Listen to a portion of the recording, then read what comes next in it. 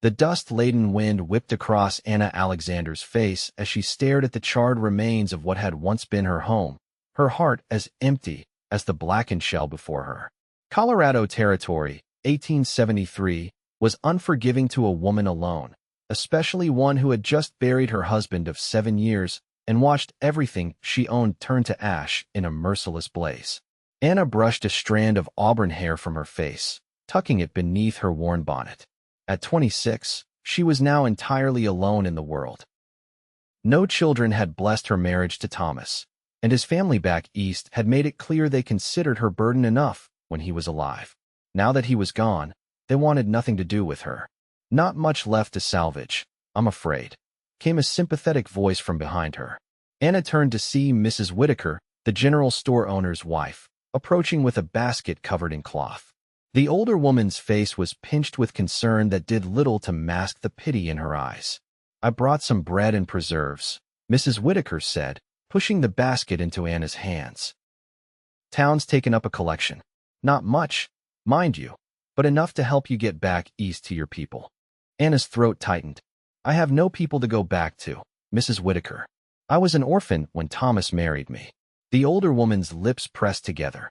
"Well then, perhaps your husband's family. They've made their position clear," Anna interrupted, more sharply than intended. She softened her tone. "Thank you for the food. And please thank everyone for their kindness."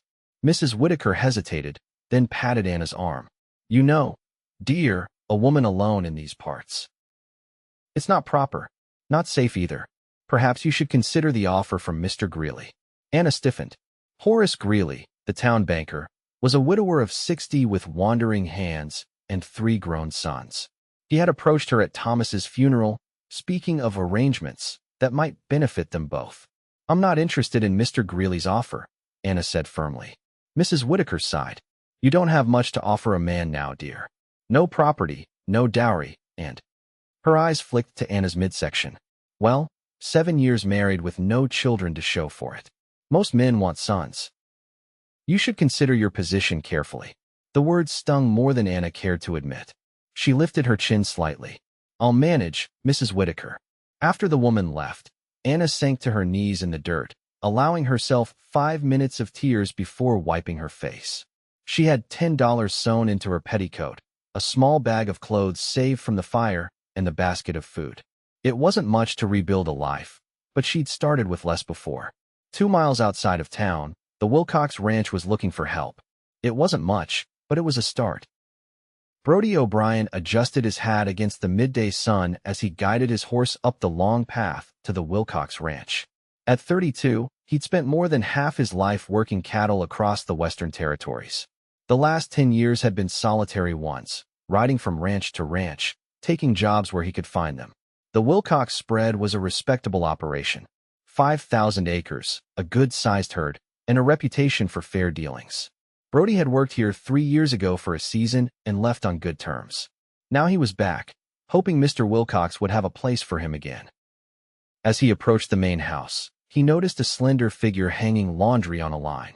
Not Mrs. Wilcox, she'd been a stout woman with silver hair. This was someone younger, with auburn hair peeking out from beneath a bonnet. She turned at the sound of his horse, one hand shielding her eyes against the sun. For a moment, they simply looked at each other. "Hello," Brody called, tipping his hat. "I'm looking for Mr. Wilcox." "Mr. Wilcox is in the north pasture with the hands." Her voice was pleasant, with a slight eastern lilt to it. "Mrs. Wilcox is in the house if you have business." Brody dismounted, leading his horse closer. "I worked for Mr. Wilcox a few years back. Thought he might have a place for me again." The woman nodded. "I'm sure Mrs. Wilcox can help you. I'm Anna Alexander. I work for the Wilcoxes." "Brody O'Brien," he replied, extending his hand before realizing hers were wet from the laundry. He dropped his arm, feeling oddly awkward. It had been a while since he'd talked to a woman who wasn't a saloon girl or someone's wife. "I'll take you to Mrs. Wilcox," Anna offered, drying her hands on her apron. As they walked toward the house, Brody found himself studying her from the corner of his eye. She wasn't what most would call a beauty, but there was something about her, a quiet dignity in the way she carried herself, despite the worn dress and calloused hands. "How long have you been working for the Wilcoxes?" he asked. 3 weeks, she answered. I'm grateful for the position. Something in her tone suggested a story there, but Brody knew better than to pry. Everyone out here had a past they'd rather not discuss. Mrs. Wilcox was delighted to see Brody and immediately hired him back. We've lost 2 hands to the silver mines, she explained. Good workers are hard to find these days. That evening, Brody joined the other ranch hands for supper in the bunkhouse. The conversation turned, as it often did, to the newest additions to the ranch. That widow woman's a quiet one, remarked Pete, an older cowhand who'd been with the Wilcoxes for years. Hard-working, though. Mrs. Wilcox says she does the work of 2. Widow? Brody asked, his interest piqued. Yep. Husband died in some accident at the sawmill in town. Then her house burned down. Tough luck, Pete said between bites of stew. Heard old man Greeley try to make her his missus, but she wasn't having it. Can't blame her there. Another hand called Jonesy chuckled. Greeley's older than dirt and twice as mean. Woman like that doesn't have many options, Pete shrugged. No children, no family. Mrs. Whitaker says she can't even have babies married 7 years with no little ones. What's she got to offer a man? Brody found himself unaccountably irritated by the conversation. Seems to me she's offering plenty to the Wilcoxes. Hard work and good sense, from what I saw. Pete raised an eyebrow. You sweet on her already, O'Brien? You just got here. Brody ignored the jibe and focused on his meal. But he couldn't quite shake the image of Anna Alexander hanging laundry in the sunlight, her movements efficient and graceful despite what must have been bone-deep exhaustion. Over the next few weeks, Brody and Anna's paths crossed occasionally around the ranch. She worked primarily in the house, cooking and cleaning, while he was out with the cattle most days. But sometimes in the evenings, he would see her sitting alone on the back porch, mending clothes by lantern light. One such evening, he found himself approaching her with 2 cups of coffee. Thought you might want this, he said, offering her a steaming cup. Nights are getting cooler. Surprise flashed across her face before she accepted it with a small smile. Thank you, Mr. O'Brien. Brody, he corrected, settling onto the porch step below her. Mr. O'Brien was my father. Anna nodded, her hands wrapped around the warm cup. Brody then. They sat in comfortable silence for a few minutes, the only sounds the chirping of crickets and the occasional lowing of cattle in the distance. You're good with horses, Anna said eventually. I've seen you with that difficult bay Mr. Wilcox bought. Brody couldn't help but feel pleased she'd noticed. Horses make sense to me. Always have. They don't hide what they're feeling, and they don't want anything from you except fair treatment. Unlike people, Anna said softly. Some people, Brody amended, glancing at her profile in the dim light. Not all. Anna's fingers worried at a loose thread on the shirt she was mending. The world isn't kind to those who have nothing to offer. The bitterness in her voice was subtle but unmistakable. Brody had a feeling she was repeating something someone had said to her. Depends on what you consider valuable, he replied carefully. Some folks only see worth in things they can count or spend. Others look deeper. Their eyes met briefly, and something passed between them, a moment of understanding that left Brody feeling strangely exposed. Anna looked away first, returning her attention to her mending. It's getting late, she said. I should finish this and turn in. Thank you for the coffee, Mr. Brody. He tipped his hat and left her there, wondering about the shadows behind her eyes and why he felt so drawn to chase them away. The first frost of autumn came early that year.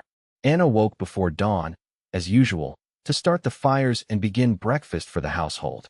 The kitchen was the warmest place on the ranch, and she relished these quiet moments before the day truly began. As she kneaded dough for biscuits, her mind wandered to Brody O'Brien. In the months since his arrival, they'd shared several of those quiet evening conversations. Nothing improper, nothing that could cause gossip, but each one left her feeling both comforted and unsettled. He was unlike any man she'd known, direct but never crude, confident but never boastful. When he looked at her, she felt seen in a way she hadn't experienced since Thomas's early courtship days. But Anna knew better than to indulge such thoughts. Men like Brody O'Brien didn't settle down with women like her, women with empty wombs and empty pockets. He was kind, that was all. And kindness was so rare these days that she was mistaking it for something more. Her melancholy thoughts were interrupted by the kitchen door opening. Brody stood there, stamping his boots to shake off the frost. Morning, he said, looking surprised to find her already at work. Didn't expect anyone else to be up yet. Biscuits don't bake themselves, Anna replied with a small smile. Coffee's ready if you'd like some. Brody helped himself to a cup, leaning against the doorframe as he watched her work. Mr. Wilcox is sending me to town today for supplies. Anything you need. Anna wiped her hands on her apron, considering. Thread, if there's money for it. Blue, if possible. Mrs. Wilcox's good tablecloth has a tier. I'll add it to the list, he promised. Then, hesitating slightly, would you like to come along? The wagon has room, and Mrs. Wilcox mentioned needing things from the apothecary that I wouldn't know how to choose. Anna's hands stilled in the dough. A trip to town meant possibly facing people she'd rather avoid, Mrs. Whitaker with her pity, Mr. Greeley with his propositions. But the chance to leave the ranch, even for a few hours. I'll ask Mrs. Wilcox if she can spare me, she decided. Mrs. Wilcox was more than agreeable, even insisting Anna take a small amount of her own wages to purchase new ribbons for her bonnet.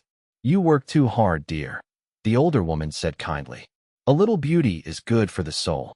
The ride to town was pleasant despite the chill in the air. Brody was easy company, sharing stories of his travels across the territories, but never pressing Anna for details about her own past. She found herself relaxing in his presence, even laughing at his description of a disastrous cattle drive through a surprise snowstorm in Wyoming. The lead steer decided he'd had enough of the white stuff, Brody recalled, eyes crinkling with amusement. Turned right around and led the whole herd straight through our camp. Cook never forgave me for the hoof prints in his sourdough starter. Anna's laughter faded as they approached the outskirts of town. Brody noticed her tension immediately. Something wrong, he asked. Anna straightened her shoulders. Just memories. This is the first time I've been back since. She didn't finish the sentence, but understanding dawned in Brody's eyes. We'll make it quick, he promised. And I'll be right beside you the whole time. Those simple words, the assurance that she wouldn't have to face the town alone, nearly undid her composure. Anna blinked rapidly, focusing on the road ahead. Their first stop was the general store, where Mrs. Whitaker's eyebrows shot up at the sight of Anna entering with Brody. Mrs. Alexander, she greeted, her curious gaze shifting between them. How nice to see you looking so well. Thank you, Mrs. Whitaker, Anna replied evenly. Mr. O'Brien and I are here for ranch supplies. While Brody handled the bulk purchases, Anna selected thread and a few other small necessities. She was examining a bolt of calico when a familiar voice made her freeze. Well, if it isn't the widow Alexander. Horace Greeley stood behind her, his substantial frame blocking the aisle. I'm surprised to see you in town. Thought you'd be hiding out at the Wilcox place indefinitely. Anna forced herself to meet his gaze steadily. I'm not hiding, Mr. Greeley. I'm working. Yes, scrubbing floors and doing laundry, he said with mock sympathy. Such a waste. My offer still stands, you know. You'd have a proper roof over your head, respectable status as my wife. No need to work your fingers to the bone. I'm quite content with my current position, Anna replied, trying to step around him. Greeley moved to block her path. Are you? A pretty woman like you deserves better than servants' quarters. Of course, I understand your limitation might make you feel less valuable, but I assure you, I have sons already. It wouldn't be an issue. Heat rushed to Anna's face at the reference to her inability to bear children. Before she could respond, a large hand came to rest on her shoulder. Everything all right here? Brody asked, his voice pleasant but his eyes hard as he looked at Greeley. The banker straightened, clearly taking measure of the tall cowboy. Just catching up with an old friend, he said smoothly. Mrs. Alexander and I have history. Interesting. She's never mentioned you, Brody replied. We've got more stops to make, Anna. Are you ready? The casual use of her first name wasn't lost on Greeley, whose eyes narrowed slightly. Anna nodded, relieved when Brody guided her toward the counter to pay for their purchases. Outside, Anna took a shaky breath. Thank you. Brody loaded their packages into the wagon. No need to thank me. That man has the look of a coyote eyeing a wounded rabbit. He wants to marry me, Anna said bluntly. He made an offer after Thomas died. Says it doesn't matter that I can't. She stopped, mortified to have revealed such a personal detail. Brody's expression remained neutral. Can't what? Anna looked away. Have children. I tried for 7 years with Thomas. The doctor says I never will. She waited for the usual response, pity, or worse, the subtle recoil that came when men realized she couldn't fulfill what many considered a wife's primary purpose. Instead, Brody simply nodded. Greeley already has sons to inherit his money. He just wants a younger woman to warm his bed and keep his house. Nothing to do with your worth. The matter-of-fact way he said it, as if her value as a person had nothing to do with her ability to bear children, left Anna momentarily speechless. Their next stop was the apothecary, where Anna selected the remedies Mrs. Wilcox had requested. As they crossed the street toward the blacksmith's shop, Anna noticed a group of children playing near the schoolhouse. Her steps slowed involuntarily as she watched them. "Did you always know you wanted children?" Brody asked quietly, following her gaze. Anna nodded. "Since I was a girl. I grew up in an orphanage in Boston. All I ever wanted was a family of my own." She twisted her hands together. "When Thomas and I married, we were so sure. But each month brought disappointment. After 3 years, he stopped talking about it. After 5, he started staying late at the sawmill most nights." Brody was silent for a long moment. "Some men measure their worth by the sons they leave behind," he finally said, "as if that's the only mark they can make on the world." "And you?" Anna couldn't help asking. "Don't you want sons to carry on your name?" His eyes met hers, serious and thoughtful. "I've never given much thought to leaving a name behind. Been too busy living the one I have." He adjusted his hat against the sun. "There's more than one way to make a family, Anna. Blood is just one kind of bond." Before she could respond, someone called Brody's name from the blacksmith shop. "Be right there," he called back, then turned to Anna. "This shouldn't take long. Meet you at the wagon in 15 minutes? She nodded, watching him walk away with a strange feeling in her chest. Hope, perhaps, or simply the recognition of kindness from a man who asked nothing in return. The weeks that followed brought colder weather and the first snowfall of the season. Life on the ranch settled into a rhythm, with Anna's days filled with household duties and her evenings often spent in quiet conversation with Brody. Nothing improper, they were always on the porch or in the kitchen with the door open, but the ranch hands had begun to exchange knowing looks when they saw them together. Mrs. Wilcox noticed too. One afternoon as Anna helped her inventory the winter preserves, the older woman broached the subject. "Brody O'Brien is a good man," she said casually. "One of the best hands we've ever had. Honest, hard-working, and not given to drink or gambling like some." Anna concentrated on counting jars of pickled beets. "Yes, he seems very reliable." Mrs. Wilcox chuckled. "Oh, my dear, you can't fool these old eyes. I see how you look at each other when you think no one's watching." Heat crept into Anna's cheeks. "Mrs. Wilcox, I assure you, no need for assurances," the older woman interrupted gently. "There's no shame in finding happiness again after loss. My own mother was a widow who remarried, and her second marriage was far happier than her first." Anna set down the inventory list. "Brody is kind to me, that's all. He deserves a proper wife who can give him children, not." She gestured to herself, unable to finish. Mrs. Wilcox's expression softened. "Anna, dear, a man like Brody O'Brien doesn't spend his evenings talking to a woman on a cold porch because he's being kind. He could be warm in the bunkhouse playing cards with the other men." She reached out to pat Anna's hand. "And as for children, there are many ways to build a family. My sister and her husband raised 3 orphans after they couldn't have their own, and I never saw a more devoted mother." The words echoed what Brody himself had said that day in town. Anna found herself wondering, for the first time, if perhaps there could be a future for her after all, different from what she'd imagined, but no less meaningful. That evening, a fierce snowstorm descended on the ranch. The men rushed to secure the livestock, working well into the night to ensure the animals were sheltered. Anna stayed in the kitchen, keeping coffee and hot food ready for the frozen cowboys as they came in and out. It was past midnight when Brody finally entered, snow caking his coat and hat. His face was red from the cold, his expression weary. "Last of the calves are secure," he reported, accepting the cup of coffee Anna pressed into his hands. "Don't think we lost any, but it was close. Storm came on faster than expected." "You should get warm by the fire," Anna urged, noticing how his hands trembled slightly around the cup. "I'll fix you a plate." Brody sank into a chair by the kitchen hearth, exhaustion evident in every line of his body. As Anna placed a plate of food beside him, She saw blood seeping through his sleeve. "You're hurt," she said, setting down the plate. "Let me see." "It's nothing," he protested, but allowed her to roll up his sleeve, revealing a long gash on his forearm. Caught it on a broken fence post. Too busy to notice until now.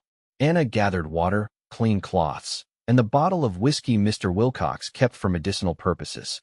As she cleaned the wound, Brody washed her face, so close to his as she worked.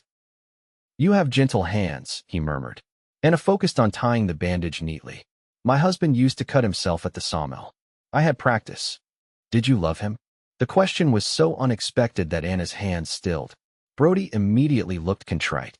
"I'm sorry. That's not my business." Anna resumed her work, securing the bandage. "I did once. In the beginning. He was kind to me. Offered me a home when I had nothing." She sighed softly. "But love changes when disappointment sets in. By the end, we were like strangers sharing a house." Brody's good hand came up to cover hers where it rested on his arm. "I'm sorry, Anna. You deserved better." The simple sincerity in his voice made her throat tight. "Everyone deserves things they don't get, Mr. O'Brien." "Brody," he corrected gently, his fingers warm against her skin. "After all these weeks, I think you can call me Brody without the sky falling." A small smile tugged at her lips. "Brody." For a long moment, they remained that way, her hand beneath his, the kitchen quiet except for the crackling of the fire and the howling wind outside. Something shifted between them in that moment, an acknowledgement of feelings that had been growing steadily over the past months. Brody was the first to break the silence. "I should let you get some rest. It's late." Anna nodded, withdrawing her hand reluctantly. "Eat something before you go out in that cold again." He smiled at her concern. "Yes, madam." The blizzard lasted 3 days, effectively cutting the ranch off from town. When it finally cleared, the world outside was transformed into a pristine white landscape. Mr. Wilcox announced that Brody would take the sled into town for mail and necessary supplies. "Anna will go with you," Mrs. Wilcox declared. "We need fabric for new curtains, and she has a better eye for color than any man." If Mr. Wilcox found this arrangement unusual, he didn't say so. Anna suspected Mrs. Wilcox had orchestrated the outing deliberately, but found she didn't mind the older woman's matchmaking efforts. The journey to town was slow but pleasant. Wrapped in blankets beside Brody on the sled, Anna felt a contentment she hadn't experienced in years. They talked easily about small things, books they'd read, places they'd seen, foods they enjoyed. In many ways, Anna realized, she knew Brody better after 3 months than she'd known Thomas after 7 years. "I've been thinking," Brody said as they approached town, "about staying on at the Wilcox ranch permanently." Anna glanced at him, surprised. "You have? I thought you preferred moving around." He kept his eyes on the snow-covered road. "I did, or I thought I did. Lately, I've been wondering if what I was really doing was running from putting down roots." He paused. "Mr. Wilcox offered me the foreman position starting in spring. Jackson's heading back east to care for his ailing father." "That's wonderful," Anna said sincerely. "You'd make an excellent foreman." Brody nodded, seeming almost nervous, an unusual state for him. "The position comes with the small cabin on the east side of the property. It needs work, but it's solid. Big enough for a family, eventually." Anna's heart stuttered at the implication behind his words. "I see. Do you?" Brody asked softly, finally looking at her. "Because I'm not sure I'm saying this right, Anna. I've never done this before." The sled had reached the edge of town, but instead of continuing on, Brody pulled to a stop. He turned to face her fully, his expression more serious than she'd ever seen it. "I'm not a wealthy man," he began. "I don't have fancy words or grand promises. What I do have is a steady job, 2 good hands, and a heart that's been yours since the first time I saw you hanging laundry in the sunlight." Anna's breath caught in her throat. "Brody, let me finish," he said gently. "I know what people have told you, that you don't have anything to offer because you can't bear children. They're wrong, Anna. You're everything I've ever wanted in a wife, kind, strong, resilient. We could make a good life together, if you wanted to." Tears welled in Anna's eyes. "There are other women, whole women, who would be happy to marry you." Brody's jaw tightened. "Don't say that. Don't ever call yourself less than whole. You are not defined by your ability to bear children." He took her gloved hands in his. "And I don't want other women. I want you if you'll have me." A tear slipped down Anna's cheek. I'm afraid, she admitted. Afraid to hope again. Afraid you'll regret choosing me. The only thing I would regret, Brody said firmly, is letting you go without telling you how I feel. His eyes held her steadily. I love you, Anna Alexander. I want to build a life with you, whatever that life looks like. For a moment, Anna was transported back to that terrible day, standing before the ashes of her home, believing she had nothing left to offer the world. If someone had told her then that in a few months' time, a man like Brody O'Brien would be looking at her with such tenderness, such certainty, she would never have believed it. I love you too, she whispered, the words both frightening and freeing. I think I have almost from the beginning. The smile that broke across Brody's face was like sunrise after the longest night. He leaned forward, hesitating just a breath away from her lips. May I? Anna's answer was to close the distance between them herself. They were married 2 weeks later in the Wilcoxes' front parlor, with the ranch hands as witnesses and Mrs. Wilcox dabbing at her eyes throughout the simple ceremony. Anna wore a new dress of blue calico, with ribbons in her hair, and Thomas's wedding ring respectfully tucked away in a box of mementos. The small cabin became their home, transformed through their joint efforts into a cozy dwelling that reflected both their tastes. In spring, Brody built a small greenhouse attached to the south side, where Anna could grow herbs and flowers year-round.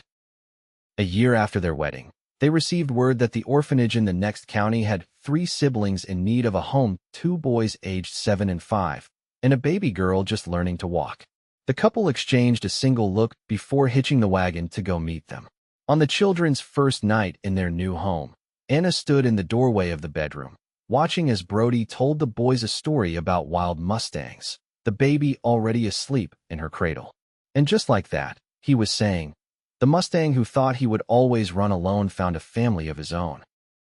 And he realized that having a home didn't mean being trapped, it meant having somewhere to return to, somewhere his heart belonged. The oldest boy's eyes were heavy with sleep. Is that a true story, Pa? The words so new, so precious brought a smile to Brody's face. The truest one I know, he assured the child, tucking the blanket around both boys.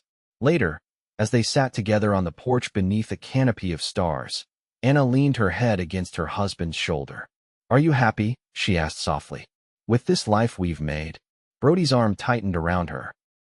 Happier than I ever thought possible, he answered, pressing a kiss to her temple. Every day I wake up beside you. I think of how lucky I am that you chose me. Anna smiled, thinking of how far they'd both come, she from the ashes of her old life, he from the endless wandering of his. We chose each other, she corrected gently. And in doing so, we found everything we never knew we wanted. Above them, a shooting star blazed across the night sky, a fleeting moment of brilliance that nonetheless left its mark on those fortunate enough to witness it. Just like love, Anna thought. Unexpected, transformative, and more valuable than anything that could be counted or measured. In a world that had once told her she had nothing to offer, she had found a man who saw everything in her. And together, they had built something beautiful,